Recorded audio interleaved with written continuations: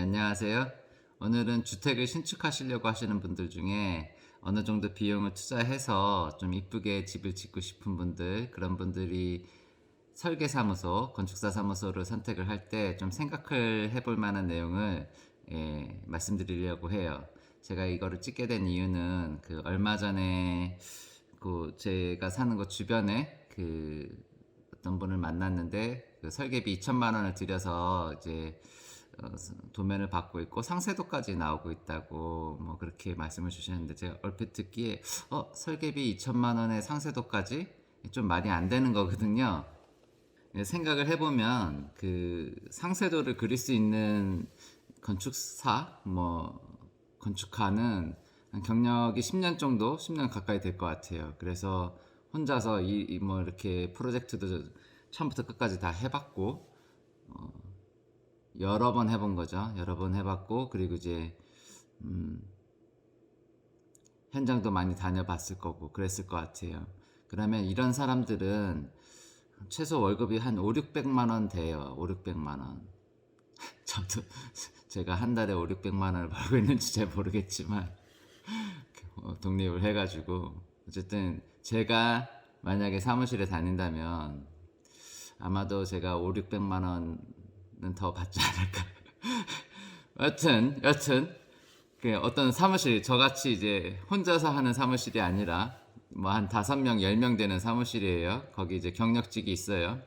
근데 그 사람이 상세도를 그릴 줄 알아요. 그러면 그 사람은 한 5, 600만 원을 받을 거예요. 근데 그 사람이 아마 풀타임으로는 일하기 힘들 거라고 생각을 해요. 그 설계비 2천만 원짜리 그 주택을. 그래서 아마도 그 대부분 이 프로젝트를 신입이 할 가능성이 높아요. 물론 확신할 수 없어요. 제가 오늘 말씀드리는 거는 정말 변수가 많습니다. 그리고 하나도 확정적으로 말씀드릴 수 있는 건 없고, 그냥 그런 거 있잖아요. 아이씨, 이건 냄새가 많이 나는데 냄새가 난다, 이런 거를 오늘 말씀드려서 되게 센서티브하고, 그 제가 오늘 이거 올리면은 되게 공격을 많이 받을 수도 있어요. 그래서 많은 분들께 제가 오늘 말하는 걸 별로 안 좋아하실 분들도 많이 계시는 것 같아요.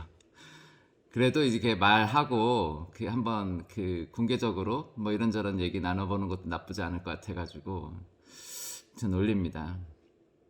그래서 이 상세도를 받는다는 게 도대체 어느 정도로 해서 받는다는 건지 의문이 생겼어요. 그래서 제가 그 사무실 어디냐 해서 이름을 가르쳐 달라 그랬어요. 그래서 들어가서 보니까 아니나 다를까 너무 다양한 거예요. 프로젝트가. 그러니까 굉장히 큰 프로젝트도 있고, 근데 너무 디자인이 잘 됐어. 근데 반면에 주택도 있는데 해. 뭐야 이게. 하다는 표현이 좀 그렇고, 좀 너무 이렇게 친숙하다. 뭐 하여튼 그랬어요. 그러니까 이런 거를 설계한 사람이 이거를 설계했을까? 뭐 이런 느낌이 드는 거죠. 분명한 거는 어떤 소장님이 깊게 다 컨트롤하고 있지는 않다, 이런 느낌은 들었어요. 이 사무실은 뭔가 이게 일관된 스타일도 없고 규모도 너무 다르니까 이게 뭔가 냄새가 많이 나는 거예요. 이게 어떻게 2천만 원에 이런 프로젝트를 할 수가 있을까.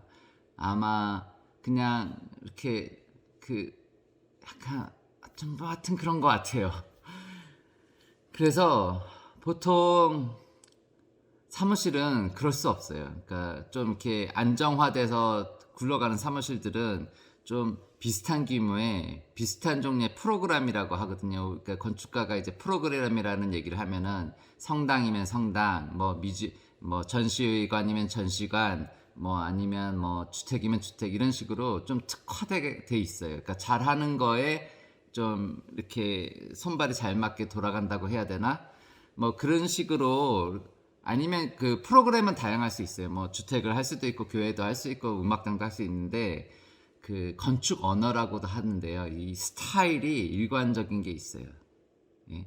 그런 사무실은 소장님이, 그 건축 설계사가 깊게 다 각각의 프로젝트를 관여를 하는 거예요. 그러면은 어떤 건물이 됐든지 간에 뭔가 비슷해요. 뭔가. 그 있잖아요. 그 아이유. 아이유가 어떤 노래를 불러도 이게 다 아이유 같은 느낌이 있는 거잖아요. 그런 식으로 건축에도 어떤 걸 설계해도 그게 한 그 설계 사무소가 그 어떤 그 정열을 가지고 투자를 해서 이제 그 혼혈을 쏟아서 이렇게 설계를 한 거라면은 그런 느낌이 나게 돼 있다. 근데 이제 제가 아까 봤던 그 사무실은 그 2천만 원 주고 이제 상세도까지 해준다고 했던 그 사무실은 갑자기 막 아이유가 헤비메탈 부르는 느낌? 예? 에서 막 갑자기 동요도 불렀다가 막 그런 느낌인 거예요. 너무 다양하고 너무 스타일도 달라. 이상한 거죠. 그러면 이게 약간 세팅이 잘 안 된 상태에서 그냥 그러니까 그 사무실에 속해 있는 다른 사람이 그 뭐 직원이겠죠?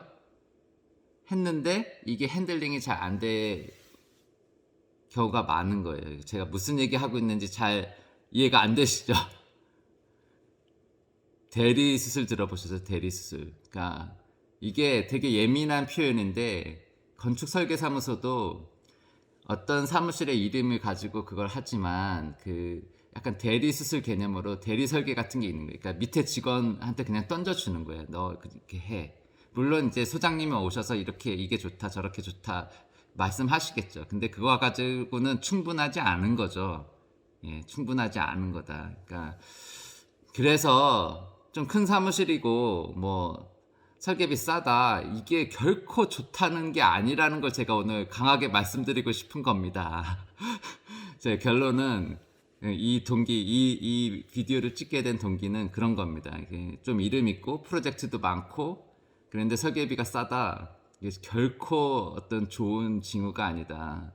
그 아주 유명한 그 병원에 갔는데 그 유명하신 집도의가 그 수술을 직접 하시는 게 아니라 약간 잘 모르는 어디서 온지 모르는 그런 의사 선생님이 와서 수술하는 거랑 비슷한 거다. 그런 현상으로 보셔도 된다. 그럼 한 번쯤은 생각을 해보셔라. 설계사무소를 정할 때 한 번쯤은 생각을 해보셨으면 해가지고 이거 이렇게 말씀드리게 됐습니다. 그래서 제가 한 몇 가지 말씀드릴게요. 저라면은 뭘 보겠냐 설계사무소를 고를 때 일단 일관된 스타일을 가지고 있는지 볼 거예요. 그러니까 일관된 스타일이 있는 게 뭘 의미하느냐? 그 소장님이 그 사무소의 소장님이 굉장히 정열적으로 모든 프로젝트에 깊숙이 관여하고 있다는 뜻이에요. 예외 없어요. 100%예요. 정말 정열적인 소장님이에요, 거기는. 그래서 이 사무실이 일관된 규모는 아닐 수 있어요. 그러니까 큰 것도 할 수 있고 조금 작은 것도 할 수 있는데 이 스타일 자체는 일관적인, 그러니까 철학이 있는 거죠. 그러니까 어떤 고집이 있는 거예요. 그래서 이게 유지되고 있는지 한번 볼 것 같고요. 거기서 싸게 해준다? 싸게 해주기 힘들어요. 왜냐하면 말씀드렸잖아요. 투자되는 게 있어요. 그러니까 어느 정도 들어가요. 그러면은 너무 낮게는 시작을 할 수가 없는 거예요. 이런 사무실들이. 근데 싸게 해준다? 그러면 이 사무실이 해보고 싶은 거일 가능성이 있어요. 한 번도 안 해본 거야. 예를 들어서 이 사무실은 미술관을 한 번도 안 해봤는데 딴 거는 많이 해봤어. 미술관을 꼭 해보고 싶었어. 자기의 포트폴리오, 그러니까 자신들의 어떤 그 작품 리스트에 미술관을 꼭 넣고 싶어. 그러면 이거 칠 수 있어요. 그런 경우가 아니면 설계비가 싸게 나올 가능성은 거의 없어요. 그러니까 그냥 이 사무실이 욕심내는 프로젝트인가 아닌가 뭐. 근데 그리고 뭐 예를 들어서 그런 경우도 있어요. 사이트, 그러니까 땅이 너무 아름다워. 내가 이걸 이 땅에 이런 건물을 꼭 짓고 싶어. 예를 들어서 뭐 이 바다가 막 파노라믹하게 쫙 보이고 막 바위가 막 있고 막 천연의 자연에 정말 그림 같은 건물을 하나 딱 지을 수 있을 것 같아. 그러면 이 욕심이 나는 거예요. 이 건축가가 욕심이 나서 이걸 설계비를 뭐 친다 그러나 덤핑 칠 수 있을 것 같아요. 저도 사이트가 정말 마음에 들면 그럴 수 있을 것 같아요. 그냥 투자인 거죠, 투자. 사무실 입장에서 투자인 거예요. 아니면은 그렇게 설계비를 낮게 부를 수가 없어요. 이윤을 만들어내야 되기 때문에.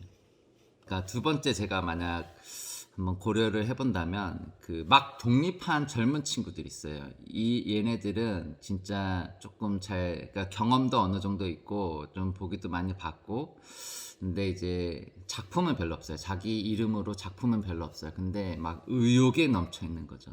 얘네들은 할 거예요. 그 막 설계비 2천만 원에 모든 것을 쏟아부어서 할 수 있어요. 얘네들은. 저도 그랬어요. 그러니까 근데 안 맡겨. 아무도 안 맡겨. 지구상에 어떤 누구도 나한테 프로젝트를 안 줘. 어? 그러니까 막 그 정말 그 허기진 친구들이 있어요. 유학을 갔다 왔다. 그리고 이제 아틀리에에서 굉장히 오래 일했다. 그리고 이제 건축사도 땄다. 이제 내 이름으로 내 건물을 짓고 싶다. 근데 프로젝트는 없다. 이런 친구들이 있어요. 이런 친구들한테 맡기면 정말 혼신의 힘을 다해서 할 거예요. 그냥 이런 거 막 알려드리면 안 되는 거 아니야? 설계 사무소 다 망하는 거 아닐지 모르겠네. 근데 약간 불안할 수는 있어요. 이게 그 아마 이 친구들은 그 사무실도 좀 오래되지 않았을 거고 그 좀 혼자고 하니까 그 일반인들께서 생각을 하시기에 이게 좀 불안할 수 있는데 사실 전혀 그렇지 않다. 그리고 오히려 큰 사무실에 작은 비용보다 같은 비용에 오히려 이 친구들이 더 비쌀 수 있어요. 만 원 뭐 이렇게 좀 더 달라고 할 수 있어요. 근데 훨씬 더 믿음직하게 그러니까 훨씬 더 건물이 잘 나올 가능성이 높다. 얘네들은 거의 거기서 먹고 살 네, 이렇게 말했는데 얘네들이 먹고 안 살, 거기 프로젝트 옆에 가서 먹고 자고 안 그러면 이제 또 문제가 되는데, 어쨌든 요런 친구들을 잘 고르면, 투자하시는 거에 비해서 훨씬 더 많은 것을 뽑아내실 수도 있으실 것 같아요. 이런 거 좀 위험하다, 이런 거 하면은. 그리고 처음 두 개는 이제 고를 때 문제는 거고요. 이제 나머지 두 개는 좀 유의할 점인 것 같아요. 뭐 고를 때 이제 한번 고려해 볼 만한 것보다는 이제 보통 이제 큰 사무실에 있다가 독립해서 나오면서 이제 사무실을 개업하시는 분들도 계세요. 네, 그런 분들은 전원주택 거의 할 줄 모릅니다. 그냥 신입사원이랑 비슷하다고 보시면 됩니다. 그래서 큰 사무실에서 경력이 뭐 15년, 20년 됐는데 아파트 같은 거 지으셨고 뭐 이렇게 빌딩 같은 거 지으셨다. 전원주택은 그냥 까막눈이라고 보시면 됩니다. 그래서 아마 그 보통은 맞지 않으려고 하실 거예요. 그러니까 개업을 하시더라도 주택을 그 작은 주택, 그러니까 그 한 30평, 50평 규모의 주택을 아마 좀 정말 양심이 있는 분이시라면 맞지 않으려고 하실 거예요. 왜냐하면 본인께서 하나도 모른다는 걸 아시기 때문에. 뭐 제 후배도 그 굉장히 큰 사무실에 다녀요. 경력 한 5, 6년 차인데 그 집 레노베이션인가? 하여튼 뭐 그거 하는데 저를 자꾸 부르더라고요. 그러니까 얘는 큰 사무실에서 5, 6년 다녔어도 주택에 대해서 아무것도 모르는 거예요. 정말 까막눈이에요.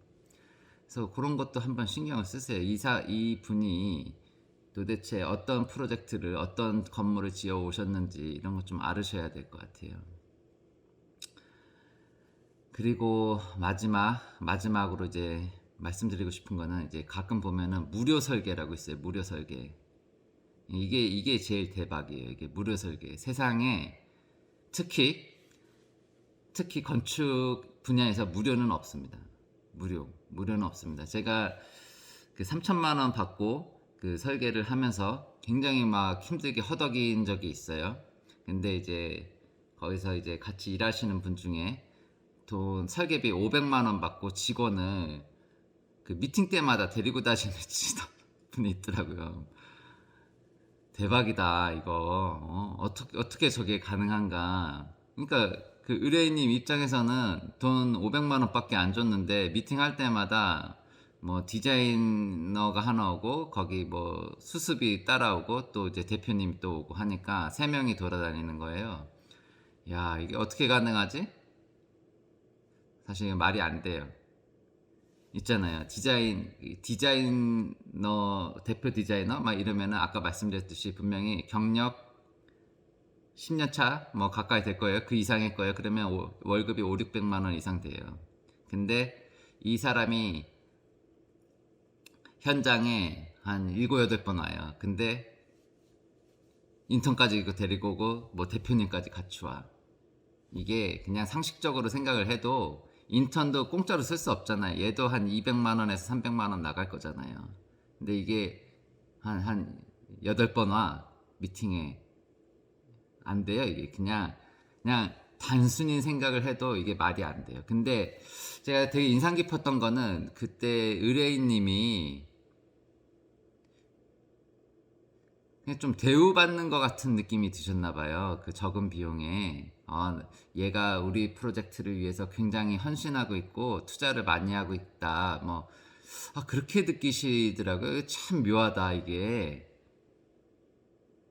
근데 제가 보기에는 그 이윤이 다 어디 숨어 있겠어요? 자재비에 숨어 있죠, 자재비에. 그러니까 설계비는 500만 원으로 낮춰 쓰고 이 직원이랑 디자이너랑 이제 이렇게 같이 이렇게 운영할 뭐 월급 주고 할 비용은 다 자재비에 숨기는 거예요, 자재비에. 예, 솔직하게 말씀드리면 저도 가끔 그런 제안을 들어요. 그러니까 제가 좀 살기 힘들다, 운영하기 힘들다 이런 얘기를 이제 협력하시는 분, 협력사에게 얘기하면 뭐 자재비에 좀 태워라. 그래가지고 이제 나중에 자기가 돌려주겠다. 다 그런다.